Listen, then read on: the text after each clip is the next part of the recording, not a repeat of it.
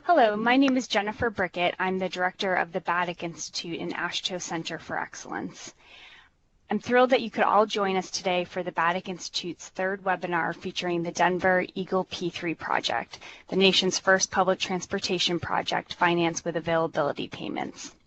The webinar will be approximately 1 hour. We'll have about 40 to 45 minutes of presentation, followed by a live Q&A with several key project participants.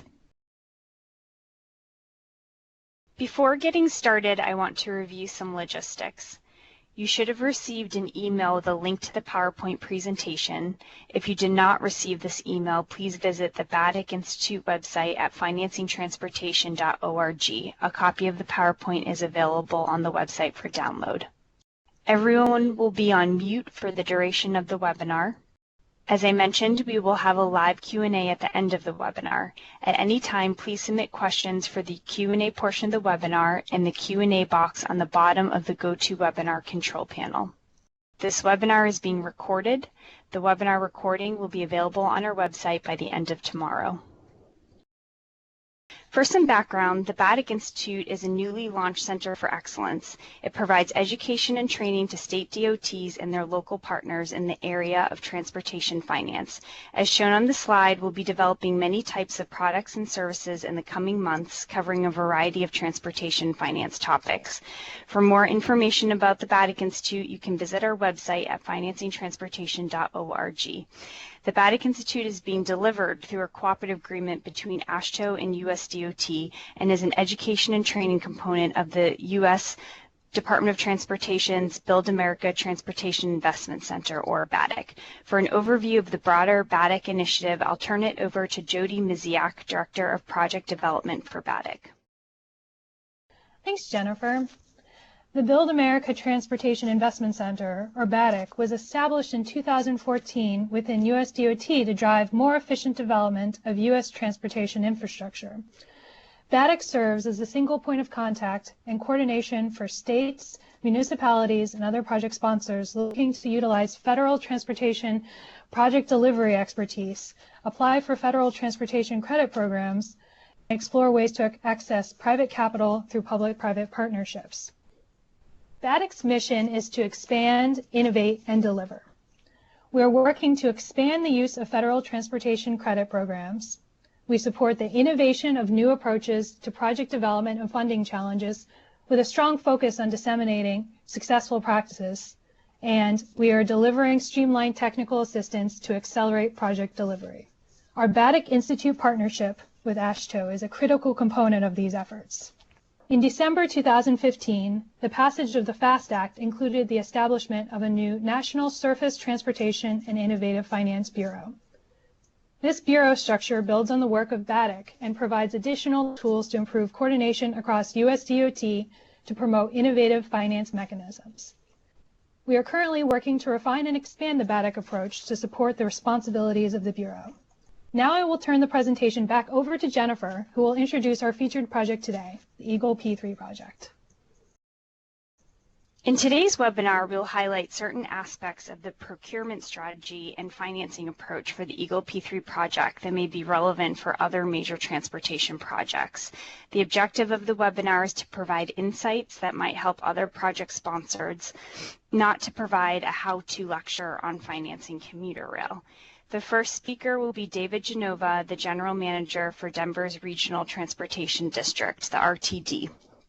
He will provide a brief description of the scope of the Eagle P3 project and identify some factors that influence the project delivery strategy that was ultimately adopted. The next speaker, Catherine Reddick from the BATIC Institute partner Mercator Advisors, will describe the procurement strategy and the process for soliciting ideas from the private sector. Jim Taylor from Mercator will discuss how the allocation of various project risks was addressed through the financing strategy. And finally, David Genova will conclude by citing some of the key lessons learned that RTD has identified.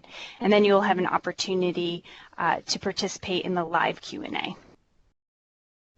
Now, David Genova, General Manager of Denver Regional Transportation District, or RTD, will provide us an overview of the Denver Eagle P3 project. Thank you, Jen. The three commuter rail lines included in Eagle P3 are a critical first step to delivering rail service to the Northwest region and connecting Denver International Airport to downtown via Union Station as part of Denver's increasingly robust public transportation network. The Regional Transportation District, or RTD, is undertaking a multi-billion-dollar comprehensive transit expansion plan called Fast Tracks. Fast Tracks consists of new commuter rail, light rail, and bus rapid transit lines, along with enhanced bus service throughout the 8-county district. In 2004, voters within the district approved a 0.4% increase in regional sales tax to fund the proposed projects, including the lines that make up the Eagle P3 project. Eagle P3 stands for the East and Gold Line Enterprise Public-Private Partnership, which refers to the two major commuter rail segments being developed. Eagle P3 will provide passenger rail east to the airport and along two northwest routes and corridors currently affected by high levels of highway congestion. The scope of the Eagle P3 also includes the construction of a commuter rail maintenance facility, or CRMF, to maintain, clean, and store vehicles that will serve all four of RTD's commuter rail lines, including a fourth route, the North Metro line, which is being delivered under a design bid-build procurement separate from the Eagle P3. All of the lines will terminate at the new Denver Union Station Intermodal Hub, which opened in 2014, and was the subject of a previous BATIC Institute webinar presented in March. The East Corridor, or A-Line, which inaugurated service on April 22nd, provides commuter rail service along 22.8 miles of dedicated rail corridor, running from Denver Union Station east to Denver International Airport, and will also improve travel options to the adjacent employment, neighborhood, and new development areas along the route, including the University of Colorado Anschutz Medical Center. The initial segment of the Northwest Rail Line will provide commuter rail service along approximately 5.3 miles of dedicated track and a shared rail corridor running north from Denver Union Station to South Westminster. This element of the Eagle P3 project is referred to as the Northwest Electrified segment and is being locally funded. Service is scheduled to commence in July 2016. This initial segment will use electrified units like the other lines included in the Eagle P3 project. The rest of Northwest Rail Line will eventually offer diesel service further north to Boulder and Longmont and will be constructed when funding becomes available. The Gold Line will provide commuter rail service along an 11.2-mile corridor with dedicated track and a shared corridor with freight rail. The first 3.7 miles of track from Denver Union Station to Pecos Junction will be shared with the Northwest Rail Line. The Gold Line is scheduled to commence operations in October 2016. The final element of the Eagle P3 project, the commuter rail maintenance facility, will house repair, maintenance, and cleaning operations, as well as provide storage for the vehicles that will serve the four Fast Tracks commuter rail corridors, the Gold Line, the East Line, the Northwest Rail Line, and North Metro. The CRMF was completed in March 2015. Now that we've introduced the scope of the Eagle P3 project, I'd like to discuss some of the pre-procurement work RTD did to secure funding, build public support, and develop internal readiness, which facilitated the success of this P3 procurement. The approval of Fast Tracks and the availability of an ongoing source of funding was critical to the advancement of the Eagle project. In 2004, RTD went to the region's voters with a program of projects, a tax increase, and a debt service authorization called the Fast Tracks ballot issue. It included a plan to build a number of specified lines and services. In order to fund these projects, it provided for a 0.4% sales tax increase over RTD's 0.6% base revenue stream. Finally, it authorized specific amounts of debt that could be issued to finance the projects. The ballot issue was approved by 58% of the voters. The Fast Tracks tax increase provided RTD with the funding to continue to advance early-stage project activities before receiving federal funding commitments and developing the overall financing strategy. It also allowed RTD to present itself to potential private sector proposers as a credible partner for a long-term P3. The availability of a source of ongoing funding is a critical component of all P3 financings. The Fast Track sales tax revenue stream and the ability to leverage it were essential to RTD's ability to consider a P3 procurement for the Eagle project. The time and effort RTD took to gain public support for the Fast Tracks program and win voter approval of a dedicated funding stream in the 8-county region were also instrumental to positioning the project for a P3 procurement.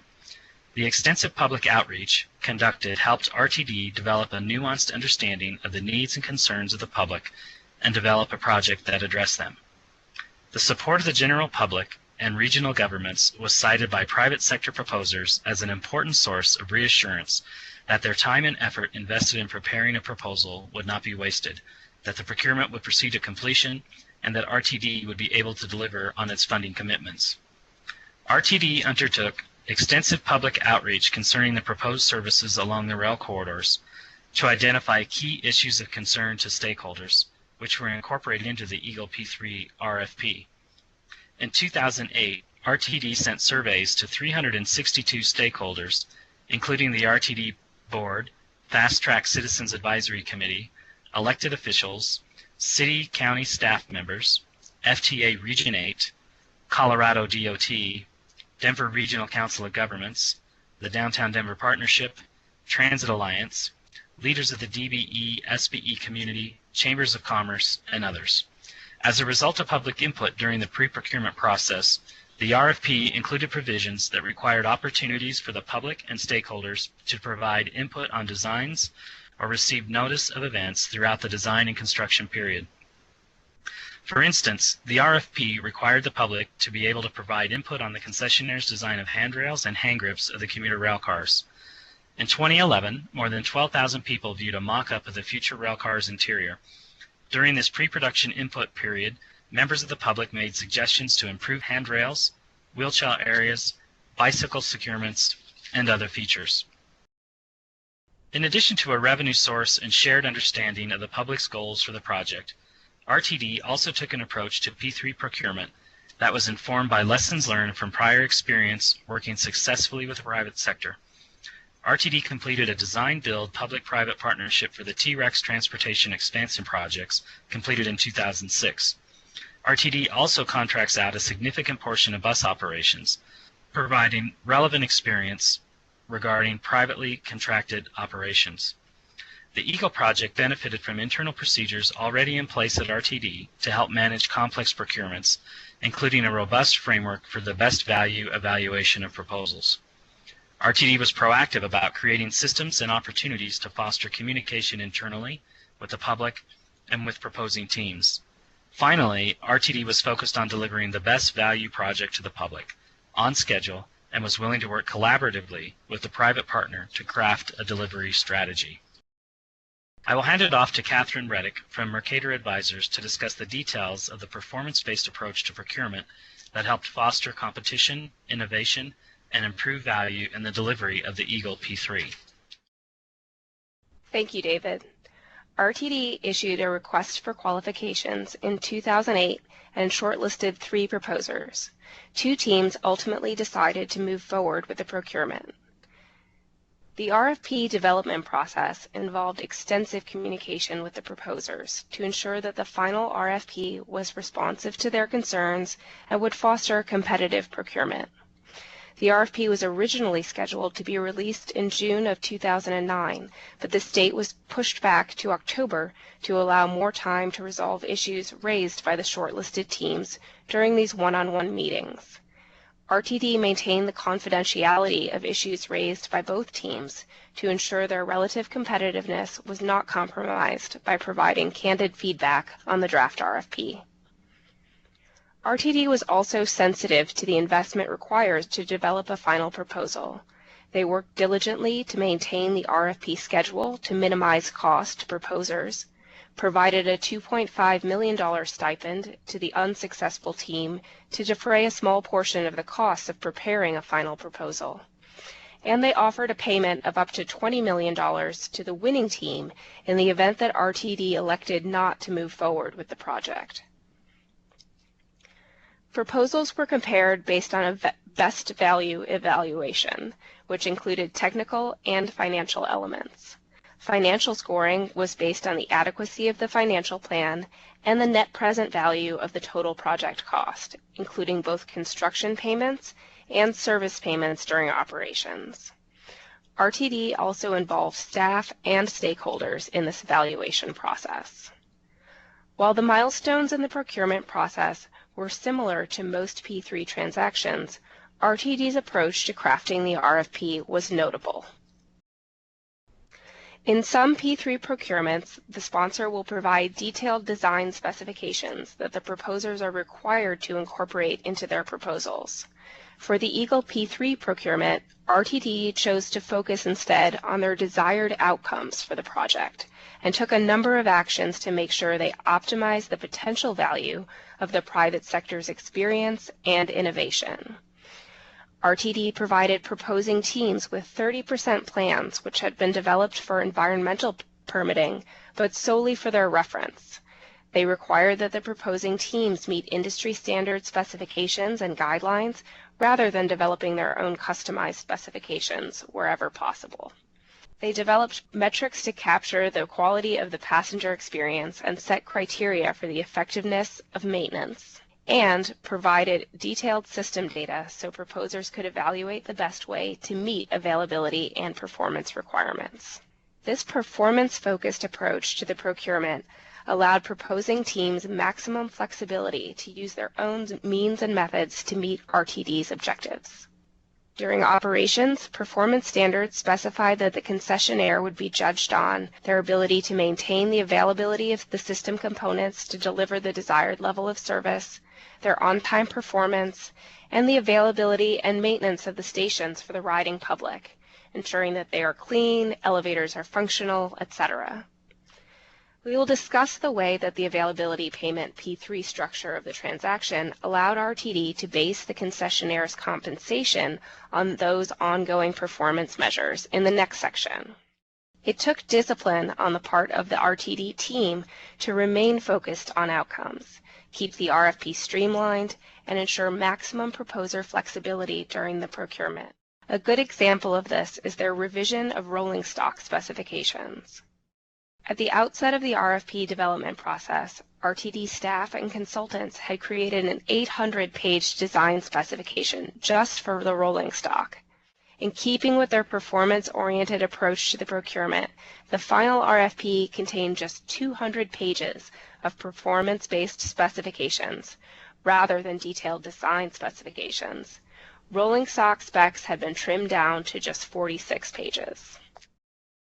Aaron Epstein, CEO of Denver Transit Partners, and Brian Middleton, former project director for Eagle P3, provide their commentary on the perspectives of the private and public partners, respectively, on the optimal approach to P3 procurement. When you provide the opportunity for project and private contractors to come up with ideas that will take more of the risk off of the public side, and ultimately lead to cost efficiencies, schedule efficiencies, and ultimately improve the value overall of the project, that's a benefit. And I think that's a win-win. I always encourage the public agencies to allow the consortiums, the private side, to think about the solution of what's being needed, the issue that's being needed to be solved, and let them go to work and figure it out and being receptive to some of their ideas. But to the extent that the public agencies can be flexible in the procurement process, I think that adds a benefit overall and can really lead to a lot of different efficiencies and ultimately cost savings. As an example, on the East Rail Line out to the airport, we basically specified that the trip time from Union Station to the airport had to be 37 minutes or less. It had to stop at certain stations that had been agreed with the communities, and they had to do it for 22 hours a day, basically on 15-minute headways. How they achieved that was entirely left to their devices. So we did not specify bridge designs, we did not go into a great deal of detail on track and train control. We just said you've got to meet the typical standards of the industry, ARIMA, AASHTO, the like, and left it to the final designer to figure out how to do that. And I think that was a very successful way of doing it. It was clearly a challenge at the beginning because many of the people on the project were engineers, and as an engineer myself, I obviously know best and therefore want to specify the details. But I think one of the success factors of the Eagle project was our ability to ultimately step back and focus on the end results and keep it at a performance level and allow the final designer to deal with the details. In addition to the performance-focused specifications and standards, RTD employed a second procurement strategy to allow proposers the flexibility to potentially deliver greater value, reduce costs, or suggest a more efficient allocation of risk. The Eagle P3 procurement allowed for alternative technical concepts, or ATCs. ATCs gave the proposers the ability to be essentially non-compliant with provisions of the RFP's functional requirements, provided that the risks, costs, and performance characteristics of their proposed change still met the overall performance and availability requirements. All ATCs were subject to RTD approval if they modified the performance criteria, but were kept strictly confidential and were not shared among the competing teams. Since the teams were compensated for their proposals, RTD was able to obtain ownership of the ATCs from both winning and losing teams for their future use. The use of ATCs in the procurement process allowed proposers additional flexibility and the potential to gain a competitive edge since their information was not shared with other proposers. And ATCs gave RTD a better, lower-cost design without incurring the design costs or associated risks. Two examples of alternative technical concepts that were accepted and incorporated into the project were single tracking portions of the route where headway frequencies of service could be maintained while saving on right-of-way and construction costs, and shortening the term of the concession from 46 to 34 years so that it would fit within the life cycle period of the rolling stock. New train cars would need to be purchased after about 30 years. The RFP originally anticipated that the cars would be purchased during the term of the P3. RTD would fund this cost, but the concessionaire would have led the procurement. RTD held off evaluating this ATC until after awarding the contract to the winning team to allow for a simpler comparison of both teams' proposals over the same time frame.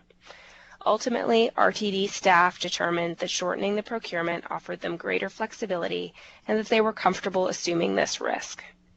The adjustment of the concession term was a key financial innovation that wouldn't have been possible without ATCs.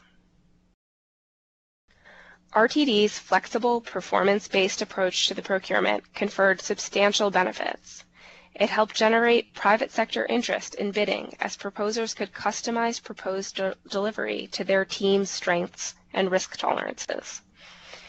This approach, in combination with the alternative technical concepts process, reduced the time, effort, and risk required for the design process.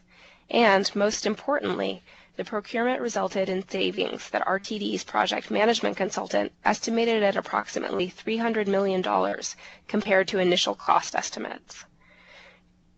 Because commuter rail represents a new greenfield mode of transit service in Denver, the procurement could be structured largely independently of RTD's other pre-existing transit services, in terms of both the design of the infrastructure and the operation of the service.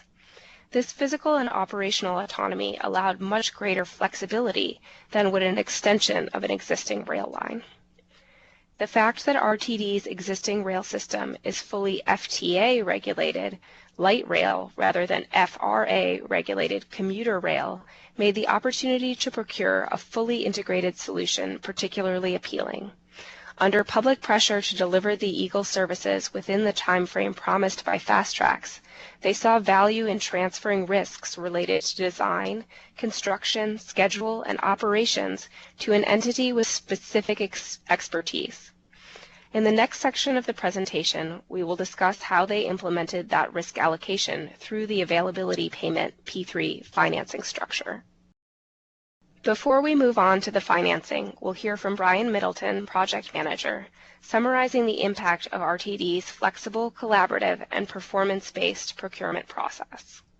So as part of the Eagle project, we very much focused on the end result, the passenger's experience. It obviously had to be safe and reliable, but also we wanted it to be a pleasant experience so that the trains were clean, the stations are clean, they're accessible, everything like that makes passengers want to come back and do it again. So as part of the procurement, we were very flexible. We had very much performance-led specifications, and we also ran an alternative technical concepts process that whilst we had a base design and specifications, we allowed the proposers to offer alternatives, and then we had the right to refuse or accept them, and then they became part of their proposal and were treated as fully confidential and also fully compliant with the requirements. And that is what we believe resulted in total in a savings of about $300 million or 15% on the project. Now I will hand it off to my colleague Jim Taylor, who will discuss how the private financing component of the Eagle P3 facilitated project development and provided performance incentives for RTD's private sector partner. Thank you, Catherine. I'm going to start with an overview of the various sources of funding for construction of the approximately $2 billion Eagle P3 project. Federal, state, and local governmental entities provided approximately 75% of the construction funding. RTD was awarded a $1.03 billion FTA New Starts grant that covered about half of the capital costs. RTD also obtained a $280 million federal TIFIA loan that funded another 14% of the cost. The TIFIA loan is secured by a pledge of revenues from RTD's 0.4% Fast Tracks program sales tax and a subordinate lien pledge of revenues from RTD's original dedicated 0.6% sales tax. The private concessionaire, Denver Transit Partners, secured $450 million of construction financing, which is approximately 22% of the total funding sources. It is important to note that the concessionaire financing closed in August of 2010, approximately a year before RTD executed the full funding grant agreement with the FTA, and about 16 months before the TIFIA loan closed. The private financing consisted of $396 million of private activity bond proceeds and a $54 million equity investment. Private activity bonds, often also referred to as PABs, are tax-exempt securities, but the interest income is subject to the alternative minimum tax, or AMT, so the interest rates are typically higher than the interest rates on municipal bonds. The PABs and the private equity are secured solely by payments made by RTD to Denver Transit Partners from sales tax revenues. This type of arrangement is referred to as an availability payment, P3.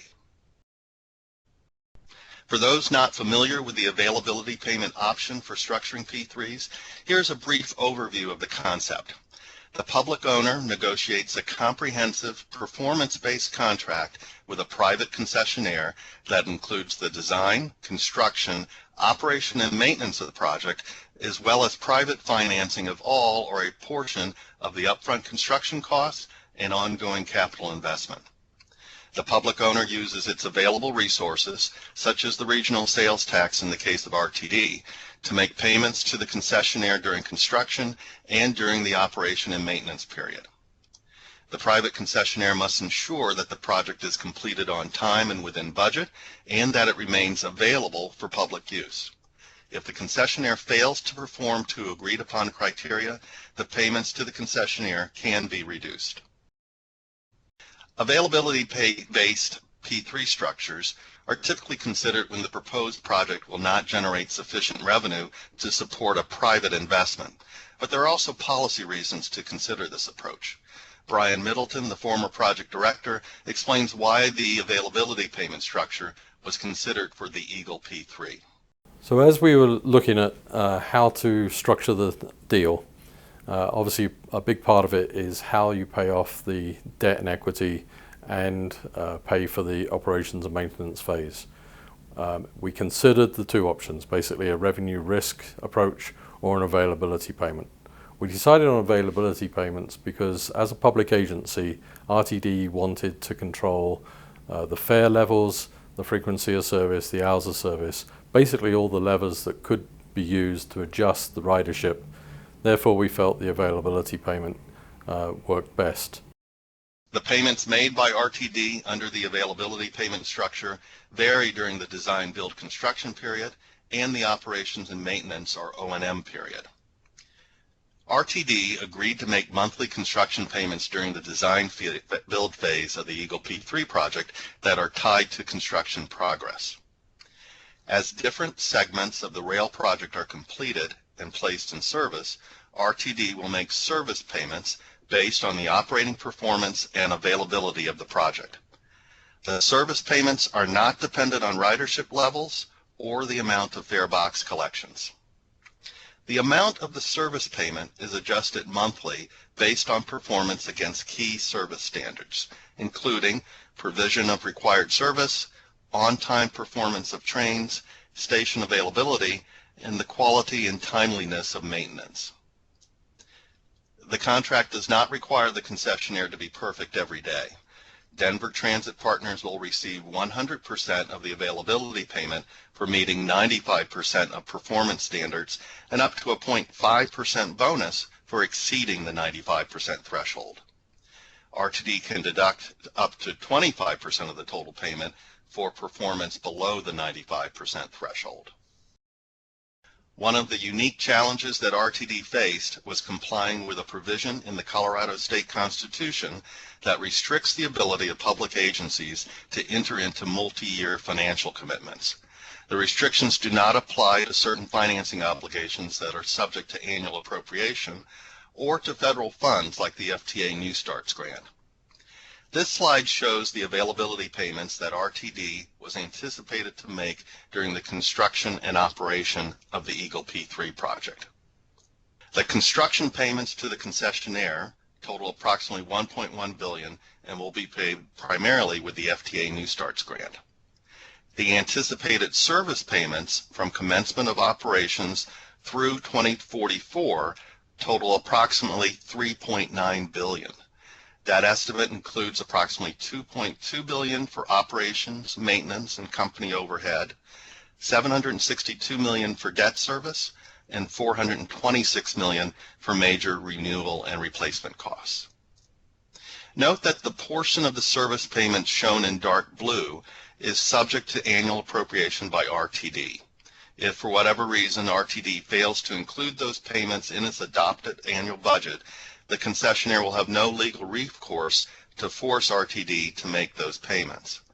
The portion of the service payments shown in red is not subject to annual appropriation because RTD is authorized to make those payments pursuant to the successful 2004 ballot referendum for the additional 0.4% sales tax. This slide shows how the PAB investors were insulated from the annual appropriation risk. The portion of the service payments that is not subject to appropriation under Colorado state law is structured so that the annual amount exceeds the scheduled annual debt service on the PABs, which are shown in the blue columns. The PABs investors have a lien on the RTD sales tax revenue that is subordinate to RTD's outstanding senior and fast tracks bonds, but senior to RTD certificates of participations, which are subject to appropriation. The portion of the service payments that covers anticipated O&M expenses, renewal costs, and equity returns shown in red on this slide is subject to annual appropriation by RTD, as well as reductions for poor performance. This portion of the payments is on parity with the COPs issued by RTD. We have talked about how the private financing was structured for the Eagle P3 project, but not the reason why RTD considered this option. It is very important to understand that the PABs and the private equity were not used to fill a funding gap. RTD could have leveraged its sales tax revenue in more conventional ways, but the availability payment approach allowed RTD to move forward a little faster and to start the project before it had secured the federal New Starts grant and the TIFIA loan.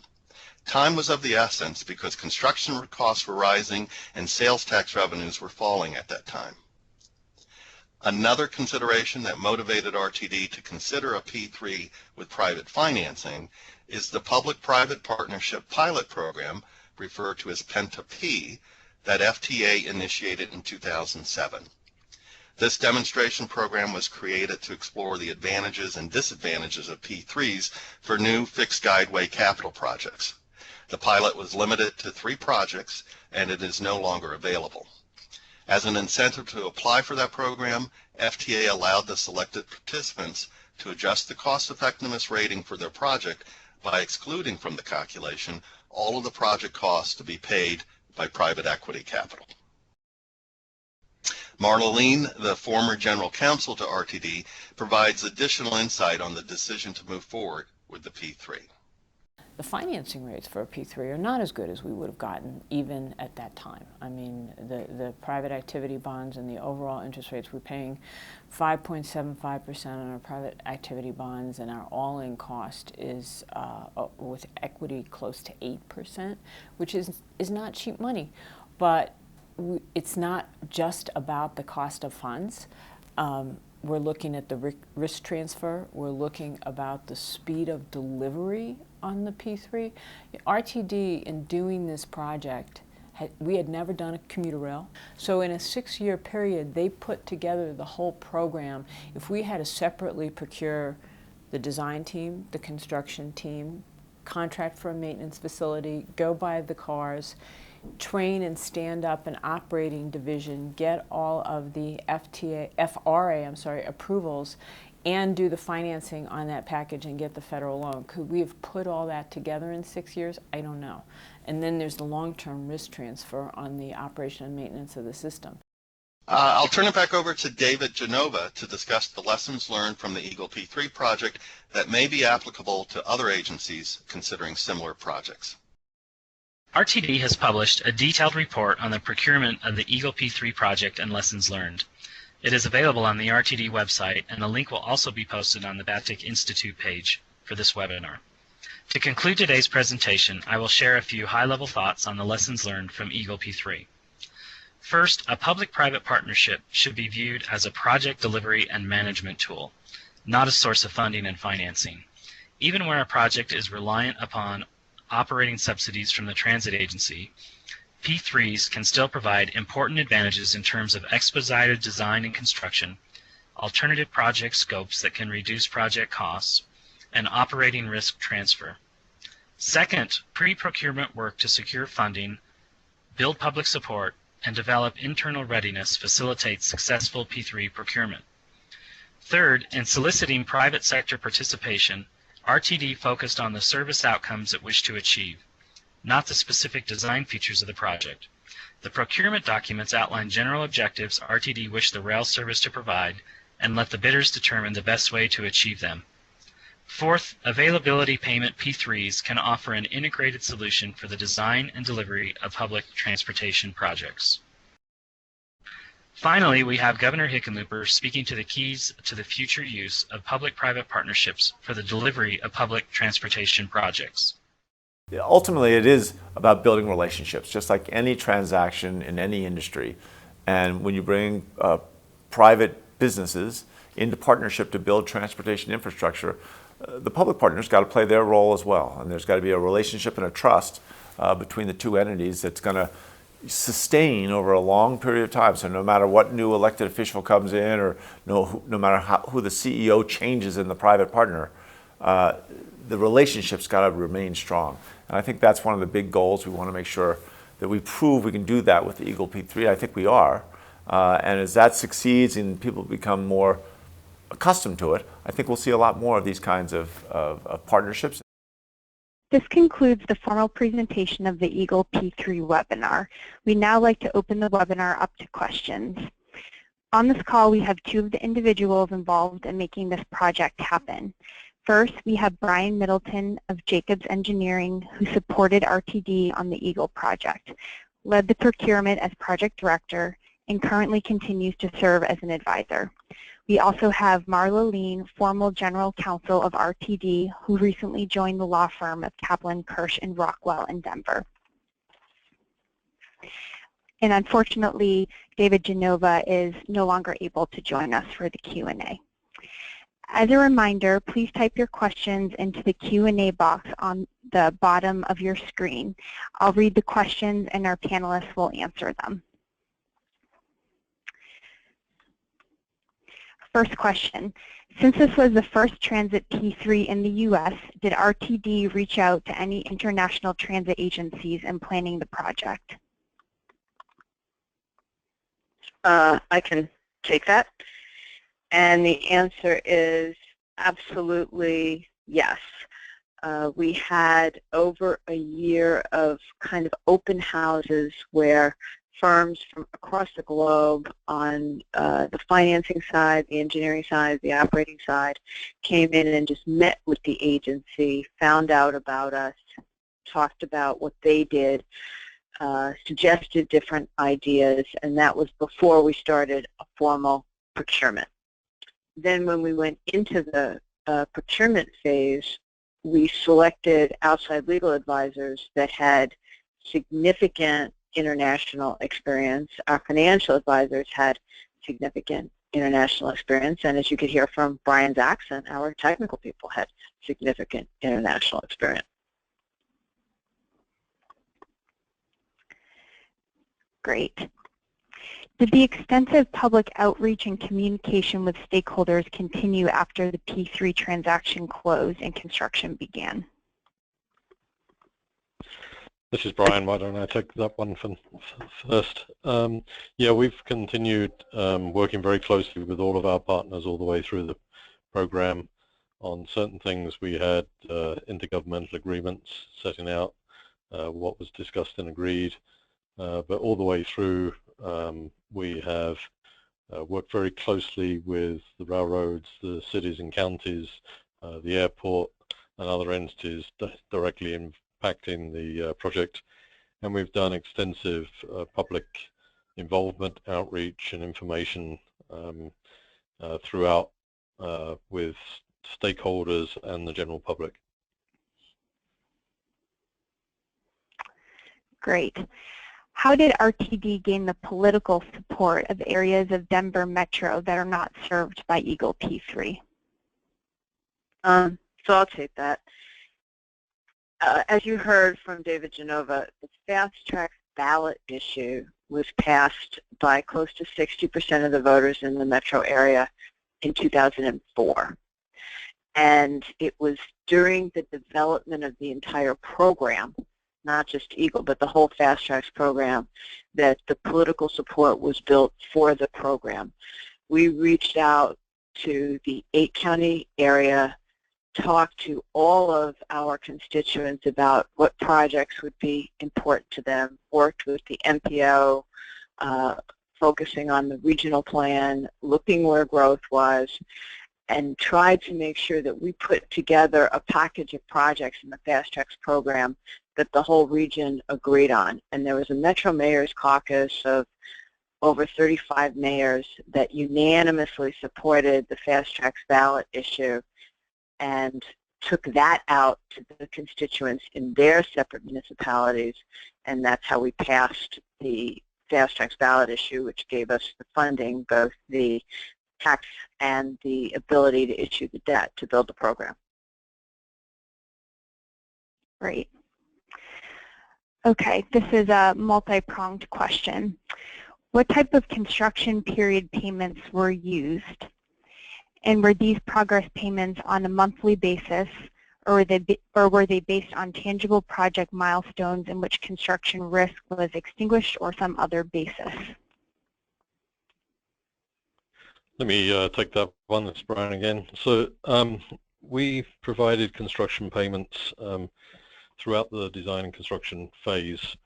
As part of the RFP, we had set maximum annual payments. So for in any year, once they hit that target, then they had to basically finance the balance of the design and construction work themselves. We established a cost-loaded schedule as part of the proposal from the winning bidder, and then monitored that on a monthly basis and established an earned value. And as long as that earned value was within the annual limit, a payment was made on a monthly basis. For example, in 2010, there was no payment. So for the first 4 months, Denver Transit Partners financed their efforts until we started making payments in 2011. Great. See, how much of the private capital remains at risk over the concession period? I can address that as well. So basically, the entire private investment, about $450 million of debt and equity, is at risk based on their performance. And obviously, as the period progresses, they will be paying down the debt and the equity eventually. So by the end of the period, all of it will have been repaid. So the early years, when the risk of poor performance is greatest, the risk to the concessionaire's investment is also greatest. So it gives a good balance. And let me add, I don't specifically remember the schedule, but there is a public offering statement to the private activity bonds that has the amortization schedule. And anybody that really wants to focus on that could probably find it through the internet. Great, thank you, Marla. Next question, what did RTD expect to gain that led them to pay bidders to retain the enveloped intellectual project? Intellectual property. This is Brian again. So the purpose of the stipend was to assure that we did have the ability to use any of the intellectual property from the unsuccessful bidders. And a good example of one element that was incorporated into the project was a certain station. Our original concept was that there would be a bridge across the railroad to our station. The unsuccessful bidder had actually come up with the idea of having an underpass instead, and we found that to be of great merit. It simplified access, particularly for the disabled. Eliminated one vertical transition.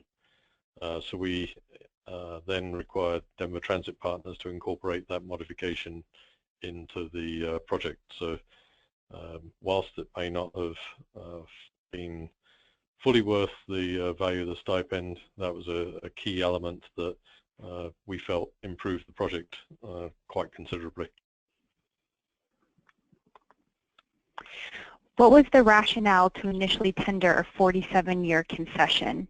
And do you know whether a similar duration has been seen in other transit P3s in other countries? I can jump in on that one. The rationale really came down to money. We didn't think we could pay off the debt in less time based on the program we were originally looking at.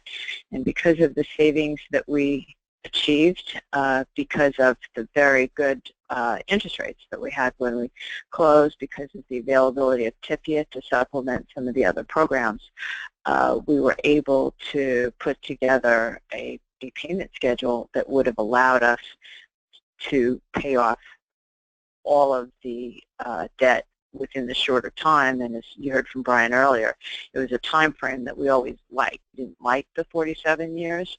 We just weren't sure we could afford anything sooner. And working with the financial advisors, looking at the bids that we got, and as I say, the other funding sources, we were able to get it done sooner. And I'll jump in on the second part of the question. Yes, there are other transit P3 projects around the world that have the duration of the project of the order or longer of than 47 years. A couple of examples are the Arlanda Rail Link in Stockholm and Croydon Light Rail in the UK. That was 45 and 99 years respectively. Great, thank you. As RTD adds additional commuter rail lines like North Metro line, how will the operations be integrated with the Eagle lines?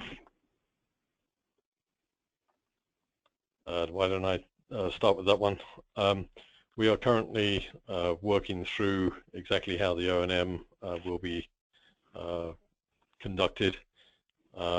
One obvious option is to basically agree a change order with Denver Transit Partners that will give us a single operator for the entire commuter rail system.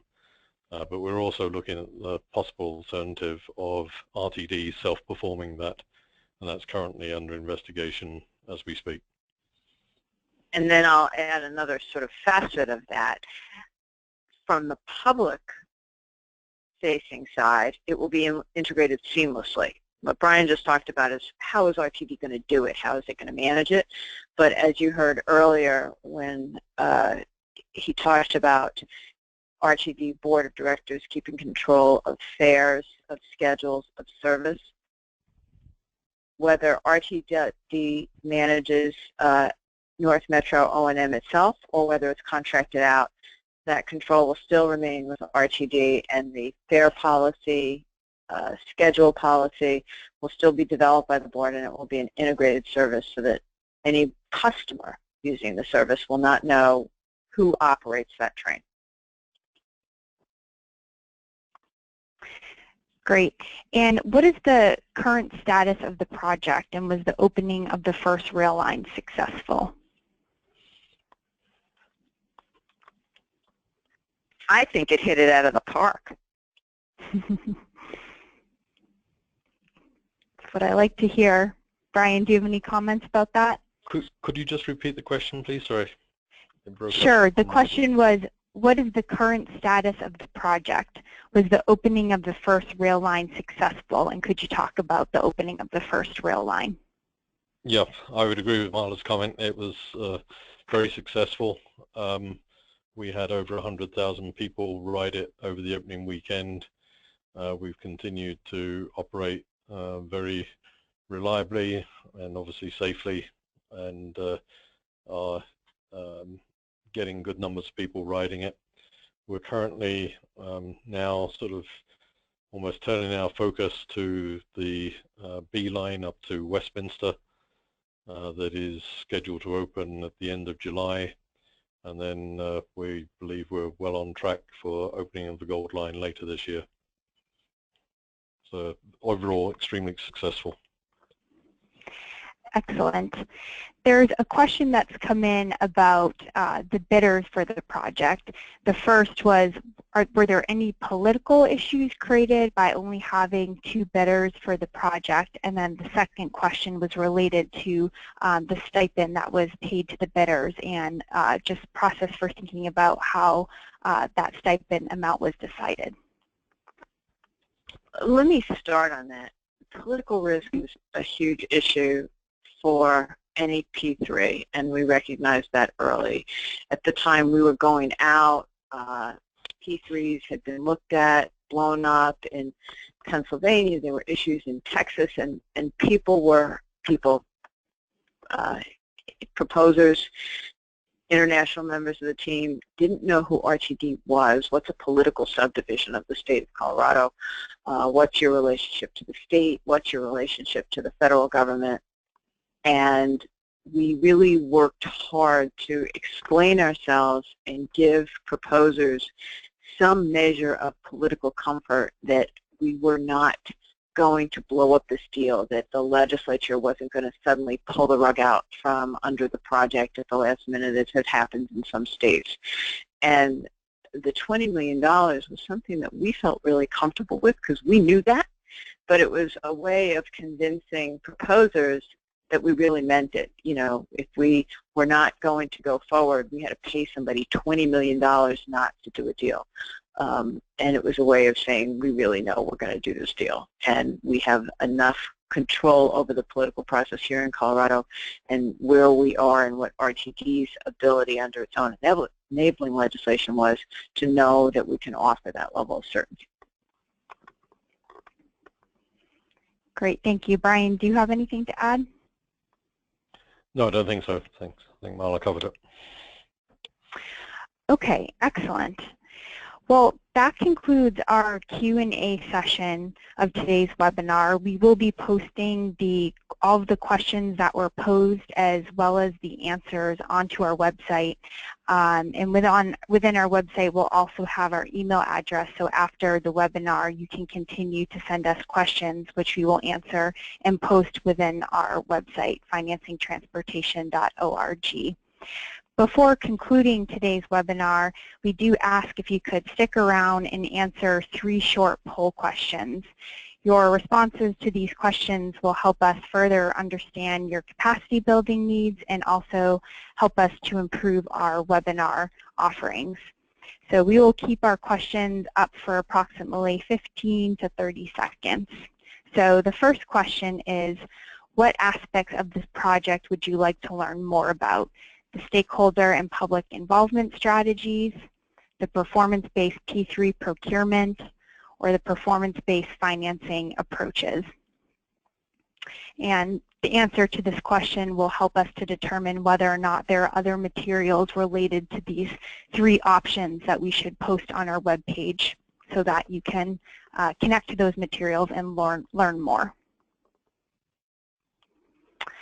Okay, our next poll question is, did the audio interviews enhance the webinar experience in your understanding of the topic? So if you could select yes or no opinion. We want to use this information to determine whether or not to continue to include these audio interviews in future webinars. Okay, and our last poll question is, was the interactive exchange with project leadership effective and useful to the webinar experience?